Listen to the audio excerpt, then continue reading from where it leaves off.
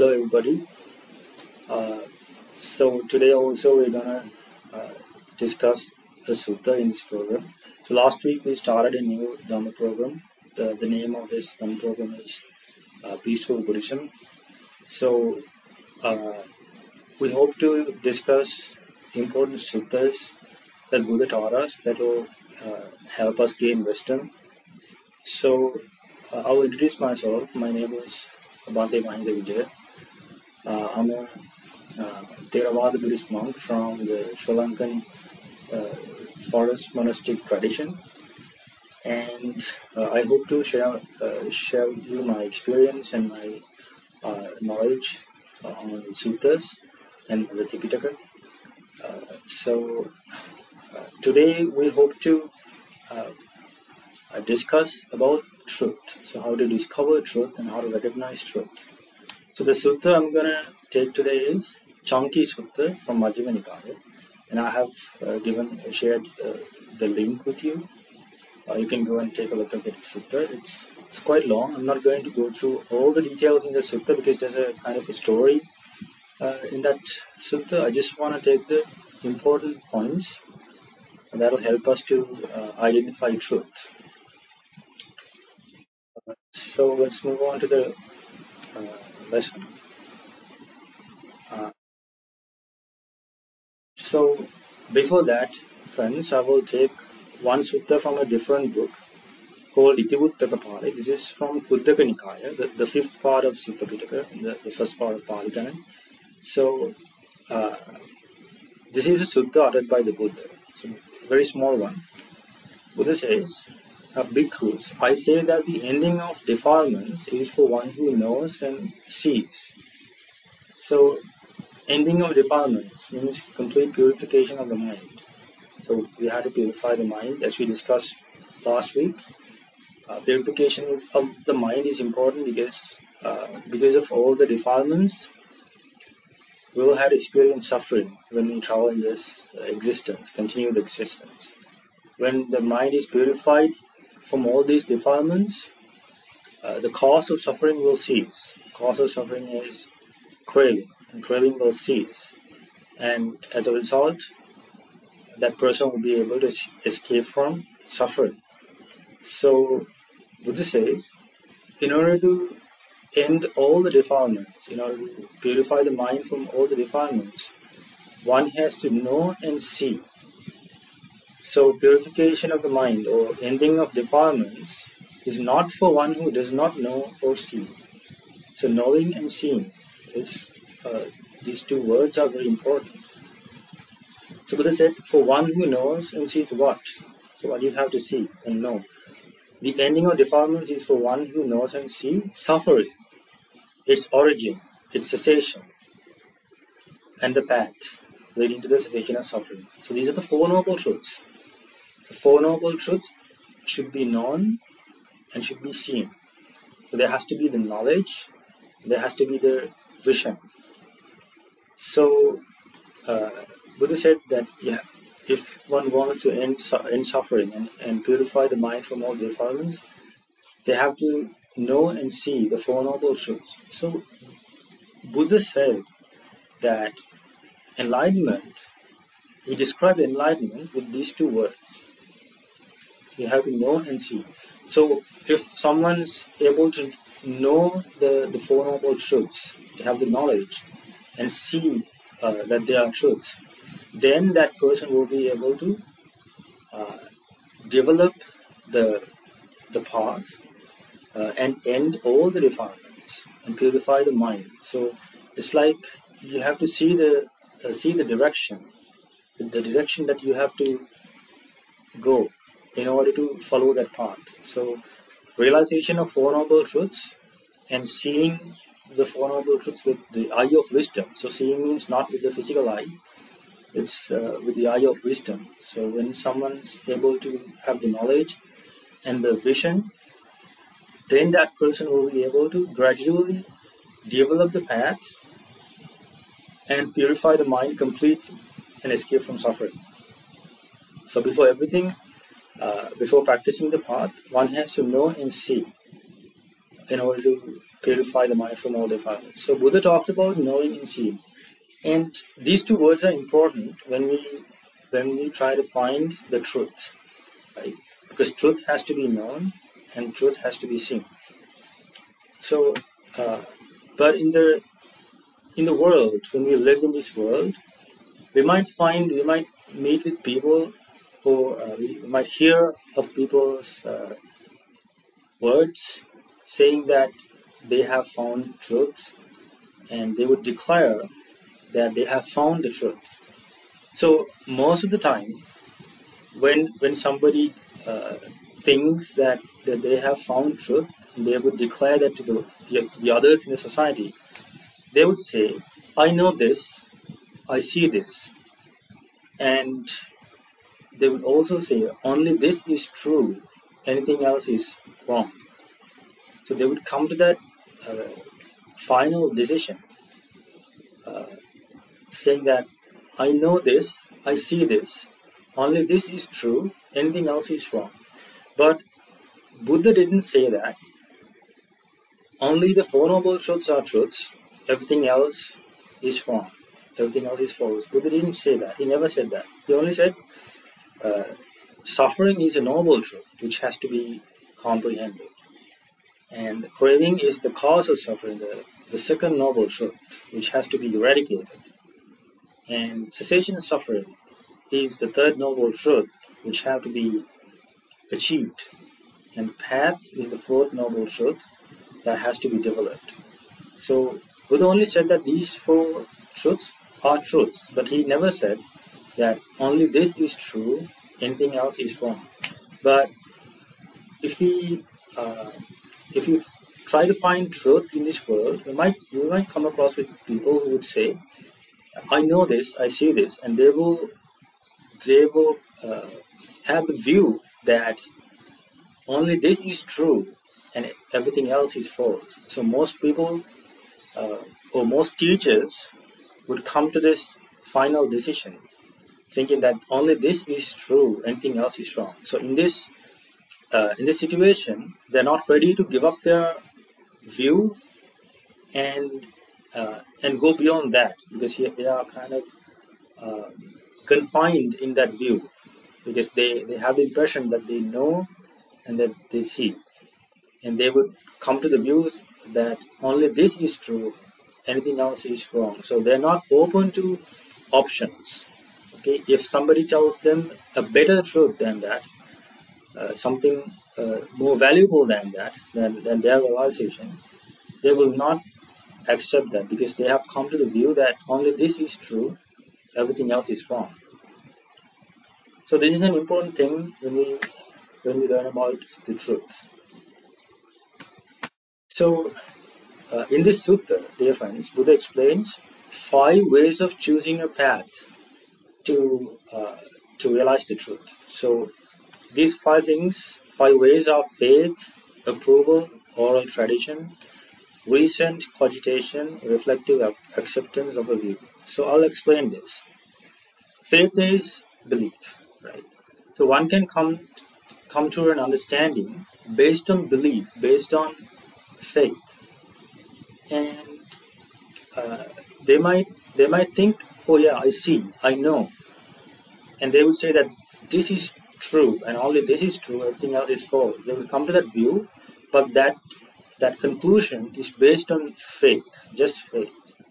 But they will be they will say that, "I know this and I see this," but actually that declaration is based on faith. So the next one is approval. Approval means liking here.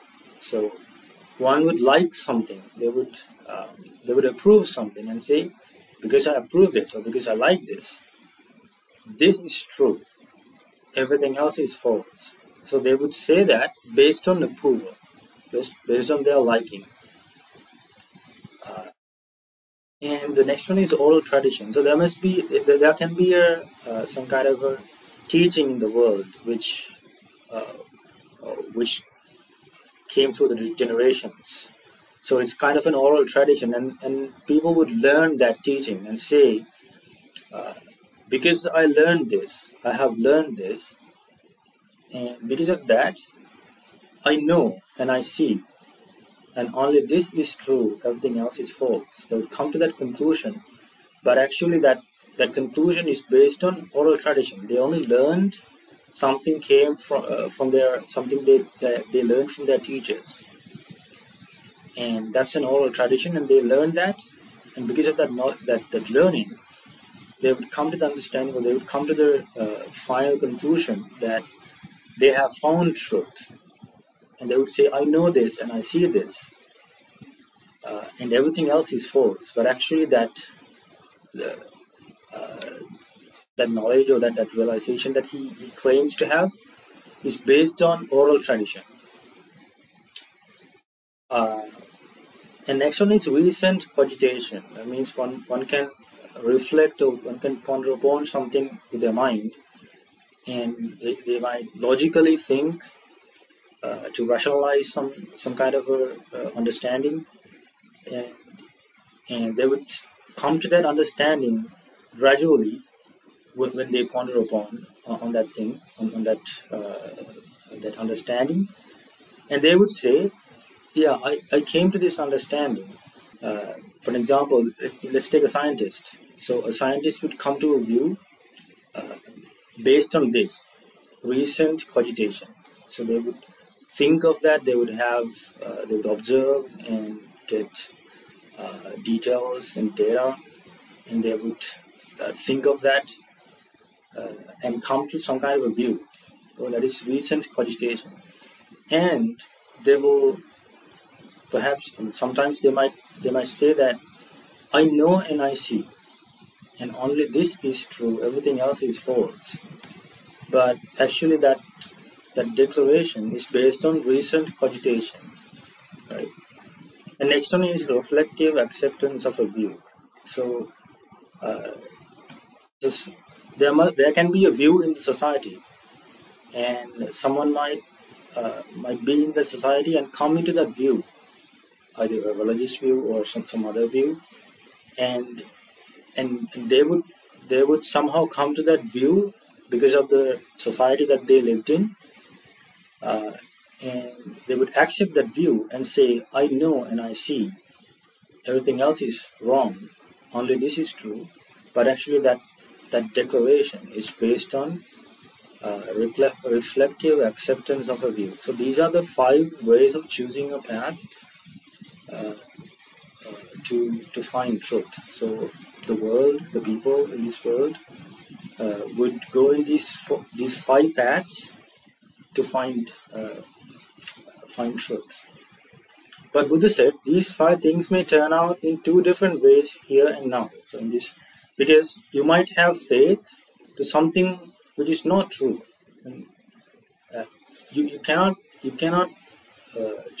surely understand whether that's true or not just based on faith, right? But if you come to the conclusion that only this is true and everything else is false, and being based on faith, then you can be misled and go in a wrong path, right? So faith have two results. So you can have faith towards something valuable or something true. Also, you can have faith towards something false, something not right. So you cannot understand that based on faith. So just because you have faith, you cannot say that only this is true and everything else is false. So just like that, all these 5 ways of approaching truth have that quality. They have 2 different results. So if we take the 5th one can come to a view, one can accept a view, but that view might be wrong. So just because accepting that view, you cannot say that only this is true and everything else is false. So these 5 ways of choosing the path have 2 different results. Can have 2 different results in this very life, here and now. So Buddha said, under these conditions, it is not proper for a wise man who preserves truth come to the definite conclusion only this is true, anything else is wrong.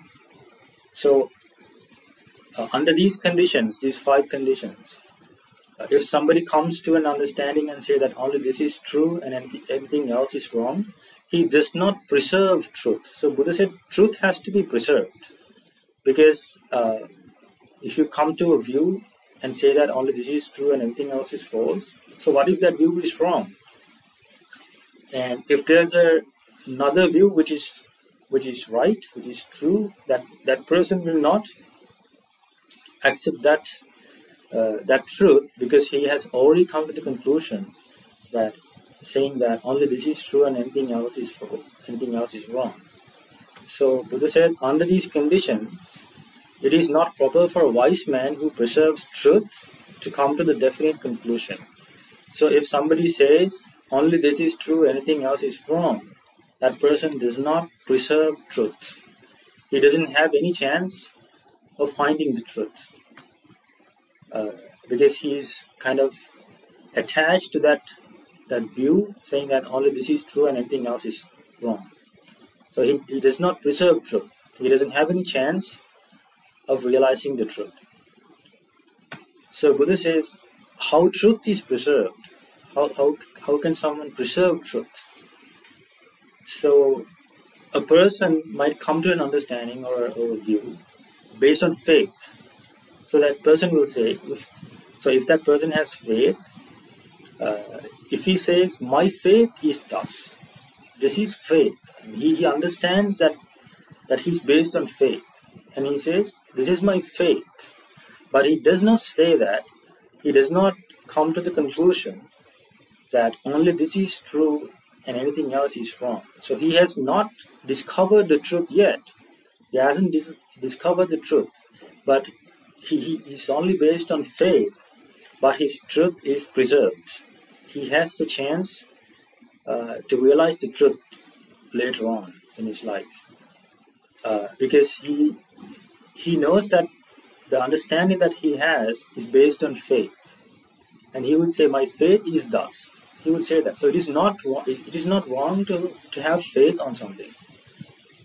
The problem is, if you come to an understanding based on faith, and if you say only this is true and anything else is wrong, then that person will not have the chance to realize the truth. So he's not open-minded.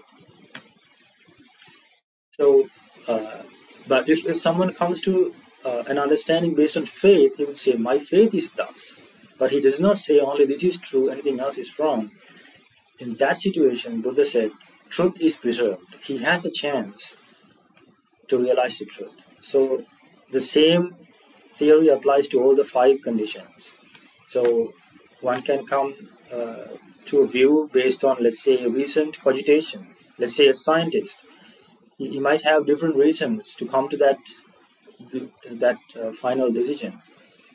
He would take a decision based on recent cogitation, but he will not say that only this is true, anything else is wrong, because that the situation might change, and he will, if there is a better truth than that, he will not be able to understand that if he is kind of attached to the view that he has based on recent cogitation. If he says only this is true, everything else is false, the truth is, he doesn't have the chance to understand the truth. But if he says, I came to this view based on recent cogitation, he can say that.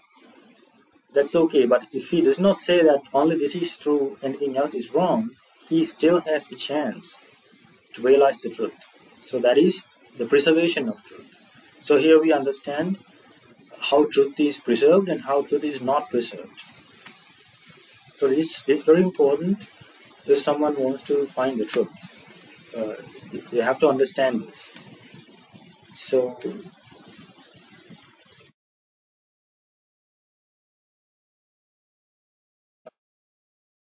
and then Buddha explained discovery of truth. So in order to discover truth, you need help, right? Because it's not easy to discover truth. So you have to find a teacher who knows and sees. right? If we can find a teacher who knows and sees for real, and with the help of that teacher, we'll be able to discover the truth. So how do you find the teacher who knows and sees? Because you cannot say that say the knowledge and vision of some other external person. But here Buddha explained how to discover the correct teacher to follow, right? In order to discover the truth. So truth is something that you have to comprehend by yourself, and you have to have the knowledge and you have to see. But that knowledge cannot be transferred to somebody else physically. Only thing is, a teacher can guide or describe that in words, and the student will have to comprehend the truth by himself, right? So to discover the truth, you have to find the right teacher, right? So Buddha explains, how do you find the right teacher? How do you discover the person who has really understood the truth, who knows and sees? So Buddha said you have to consider these three states: greed, hatred, and delusion. Okay. So Buddha said you have to investigate, are there in this teacher any states based on greed, such that with his mind obsessed by those states based on greed, he will say, while not knowing, he might say, I know. Or while not seeing, he might say, I see. So he would say, I know, but actually he does not. He would say, I see, or he will be in the impression that he sees, but actually he does not. So he's deceived. So why he does that? Why does he say, I know without knowing? And why does he say that I see without actually seeing the truth? Because he's based on greed. There are states based on greed, unwholesome qualities in the mind. So being obsessed by those states, being obsessed by these unwholesome states, that person will say, I know, while not seeing, while not knowing. And they will say, I see, while not seeing. So they say that they would. This is kind of a lie, right? He doesn't know, but he says, I know. He doesn't see, but he says, I see. So that's a lie.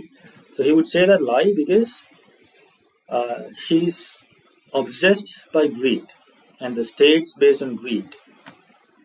So Buddha said you have to investigate the teacher whether they have these states based on greed. Because if they have greed or states, unwholesome states based on greed, they might say, without knowing, they might say, I know. Without seeing, they might say, I see. And also, because of that situation, that teacher might urge his students to act in a way that would lead to their harm and suffering for a long time. So if someone follows a teacher who does not know and who does not see, that teacher might urge his students to act in a way that would lead to their harm and suffering for a long time. So Buddha said that the student has to investigate the teacher, whether he has these states of greed, hatred, and delusion, because being based on these states, greed, hatred, and delusion, the teacher might say, I know without knowing. They might say, I see without seeing. And they might urge his students to do things that would lead to their harm and suffering. So that has to be investigated. And if the student investigates the bodily and verbal behavior of that teacher, because he cannot see the mind, but he can see the bodily behavior and verbal behavior of that teacher. So when he investigates the teacher, if he understands that there aren't any states based on greed, hatred, and delusion in this teacher, the bodily and verbal behavior of this teacher are not those of one affected by greed, hatred, and delusion. So a person obsessed by greed will have certain types of verbal behavior and bodily behavior. So you can actually see or judge a person based on his or her action, verbal action and bodily action. So if a student investigates the teacher, and if he finds out that this teacher's bodily and verbal behavior are not affected by greed, hatred, and delusion, this student can come to an understanding that okay, this teacher is free from greed, hatred, and delusion. Apparently this teacher does not have greed, hatred, and delusion, because he investigated that teacher's bodily and verbal behavior. Also, he tries to figure this out. The Dhamma that this teacher teaches is profound, hard to see, hard to understand, peaceful and sublime, unattainable by mere reasoning, subtle, to be experienced by the wise. So the student investigates the teaching of that teacher. He investigates the Dhamma. Dhamma is the teaching. So he investigates the Dhamma taught by this teacher, and the student would try to see whether this Dhamma is talking about something reasonable, whether it's profound, and it should be hard to see. It's not something. Truth is not something to be realized very easily, right? If truth is very easy to find, then everybody in this world should have that understanding, and everybody in this world should be free from greed, hatred, and delusion. But it's not the case. So realization of truth is very hard to see, and the truth is very hard to understand. And it should be peaceful, because realization of truth, if someone realizes the truth, they should not be affected by greed, hatred, and delusion, because those who are affected by greed, hatred, and delusion would say to the world that they know without knowing. They would say to the world that they see without seeing. So they would lie because of greed, hatred, and delusion. So lie is false. It's the opposite of truth, right? So truth has to be free from greed, hatred, and delusion. This is a marvelous quality of truth, something we have to understand. Truth should not be defiled by greed, hatred, and delusion. So truth does not have anything to do with greed, hatred, and delusion. It's completely pure from greed, hatred, and delusion, that realization. So the student has to understand whether the Dhamma that this teacher teaches is profound and hard to see and hard to understand, and it has to be peaceful. It has to be free from these greed, hatred, and delusion, these states, unwholesome states, and it should be sublime, and it should not be something that is attainable by mere reasoning, right? Reasoning is not the way to achieve truth. It is subtle than that, and that realization is so subtle, and it should be experienced by the wise. So in order to realize the truth, one has to be very wise. They have to have wisdom. So if a student investigates the teacher and understand that this teacher does not have verbal and bodily behavior based on greed, hatred, and delusion, and the Dhamma that this teacher teaches is profound, hard to see and hard to understand, peaceful, sublime, unattainable by mere reasoning, subtle, and it should be experienced by the wise. So if he sees these qualities in the Dhamma, and they have to see this. So this one is very important. The student has to see this Dhamma cannot easily be taught by one affected by greed or hatred and delusion. So we cannot see the mind of the teacher. We cannot see the internal qualities of the teacher. We can only see verbal and bodily behavior, but we can investigate the Dhamma that this teacher teaches, right? So if this Dhamma cannot easily be taught by one affected by greed, hatred and delusion, if the student can see that quality in this Dhamma, then he will be able to recognize that this is the right teacher I have to follow. So these facts should be taken into consideration when investigating the teacher. So it should not have states based on greed, hatred and delusion. His bodily and verbal behavior should not be affected by greed and delusion, and the Dhamma that teacher teaches should be profound and it should have these qualities. And a person affected by greed should not be able to say such kind of a profound Dhamma, profound teaching. A person affected by hatred and delusion should not be able to teach such kind of a profound Dhamma. So if the student finds or learns that Dhamma, and if he sees these qualities in the Dhamma, he would be able to recognize the right teacher. So when he discover the right teacher, right, still he has not discovered truth, but he can gain faith, he can place faith in the teacher. So faith has, as I said, it has two results. It can be, you can have faith towards something which is false as well.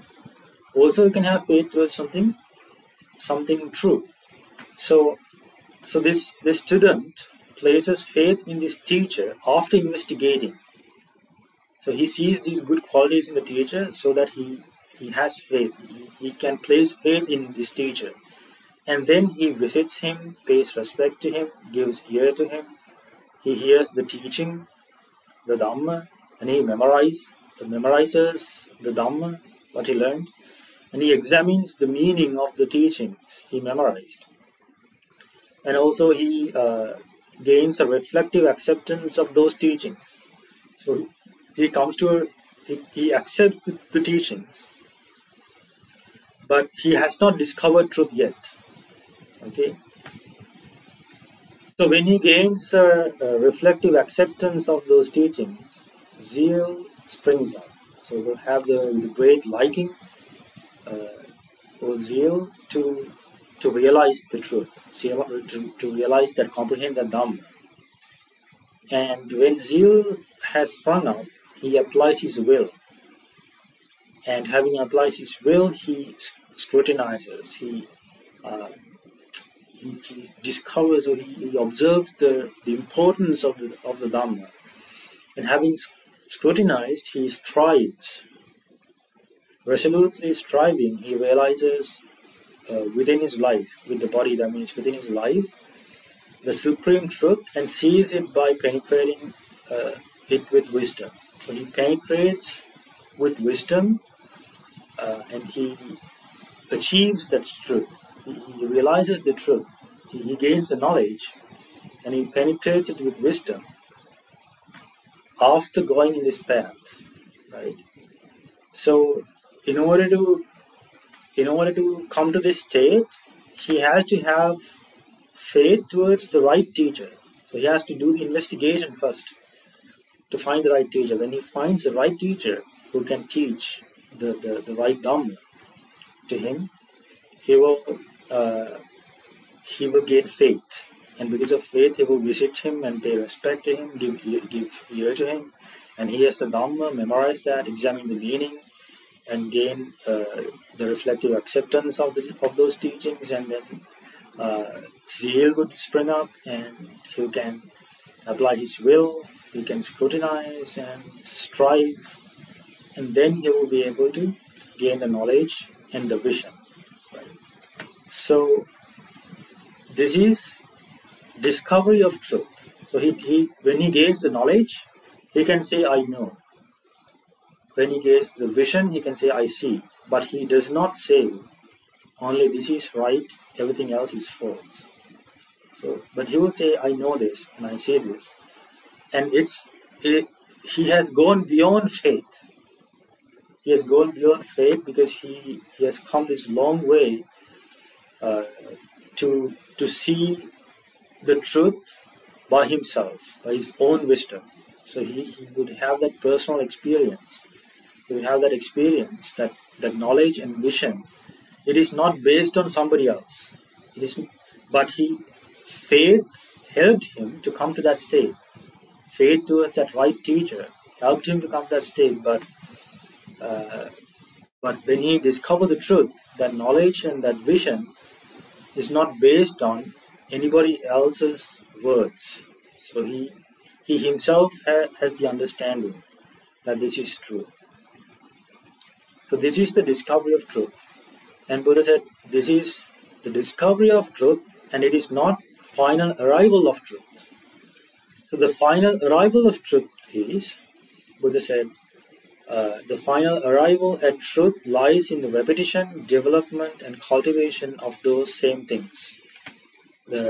So he has to follow this path: faith, and visiting the teacher, the right teacher, paying respect to him, giving ear, learning the Dhamma, memorizing, examining the meaning, and all these things should be done repetitively in order to arrive at truth.